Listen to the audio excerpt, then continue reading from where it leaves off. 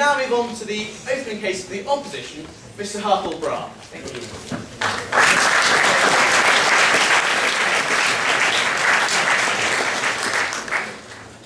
Mr. President, fellow speakers and students, with the greatest of respect to the previous speaker, I'd say my job in opposing the motion is much easier because the previous speaker made no case for the motion. He simply said that we'll fight for the Queen and the country because we want to show we're not wimpish and we are courageous and we'll do the right thing. Try to frighten you with various monsters like Al-Qaeda, nuclear-armed Iraq, Iran, etc. That's really not the case. I'm opposing this motion, and I say you should oppose this motion too. I will not, in the present circumstances, fight for the Queen of the country, and I've got to give you reasons for it. Of course, there are people in the audience and elsewhere who would say, well, of course he won't fight for the Queen of the country because he's a foreigner. I need to lay that to rest.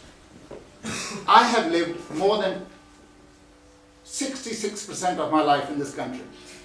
I'm as good a British as any other person of foreign origin would be, other than the fact that I don't happen to wear the normal skin of color for the people of this country, although that is slowly changing. But I need to say that there are lots of things that I love about this country. I am very proud of the fact that Britain has produced some of the world's historic literature.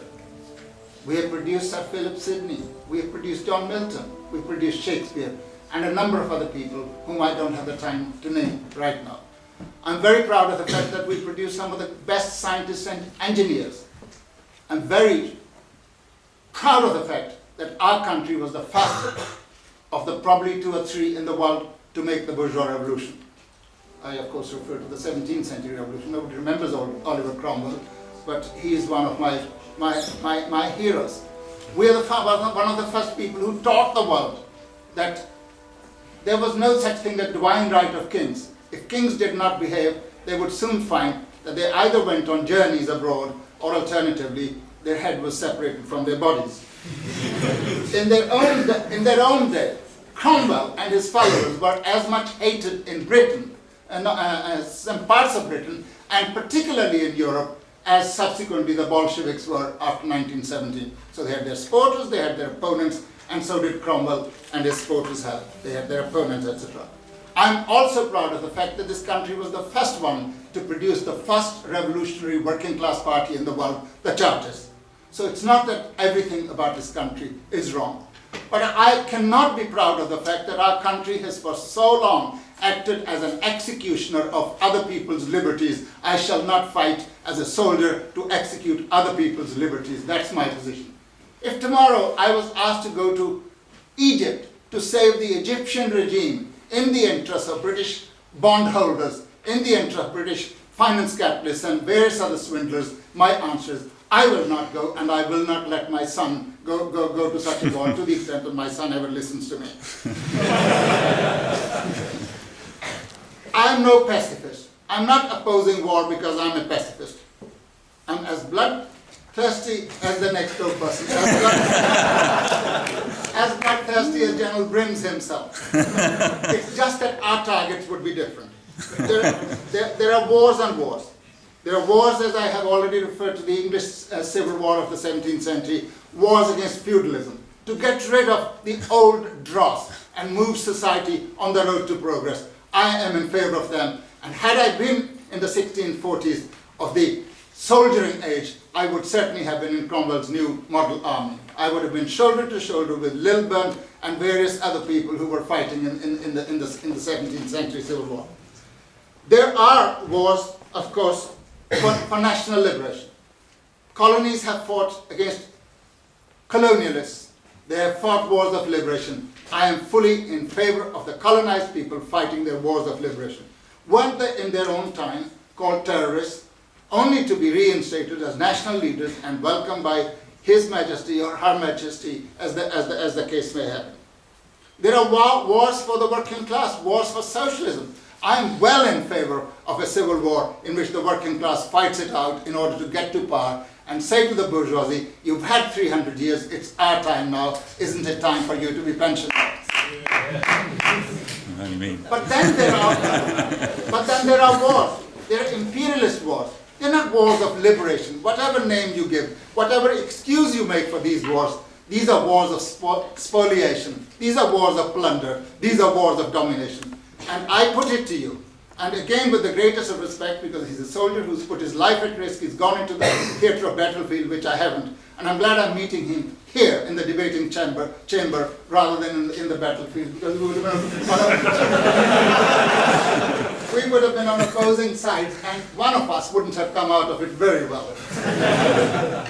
So we wouldn't be able to have an after debate glass of wine and have discussion. But these are wars, and I put it to you that the wars in Afghanistan, the wars in Iraq are precisely these imperialist wars.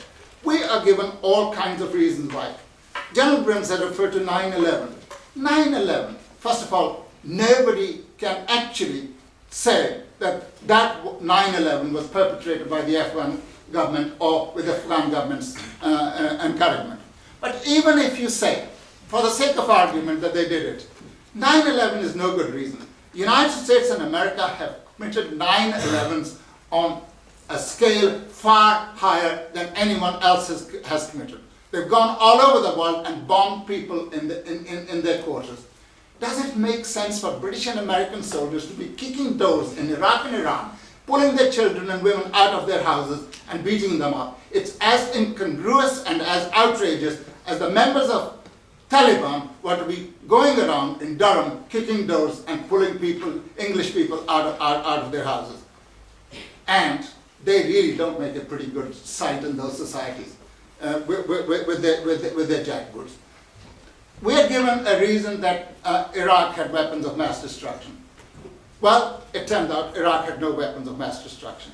I have said on a previous occasion in this chamber before, even if Iraq had weapons of mass destruction, that would be no reason to wage war against Iraq or any other country. Because the people who possess the greatest arsenal of these weapons are United States, France, Britain, Russia, and to a certain extent China. And there are other countries who possess weapons. Nuclear arms are in the hands of Pakistan, India, Israel. If that's a reason to wage war against other people, why not start a war against India? Then move on to Pakistan, and then carry on while you're on this tour of duty to Israel, and end up bombing Britain, and then go to the United States and carry on. That'd be your lifetime's work. That's not a reason. I am in favor of universal, non-discriminatory, verifiable nuclear disarmament. Let's all disarm. But until such time as that disarmament has been achieved, Iran or any other country has as much the right to have nuclear weapons as the United States has.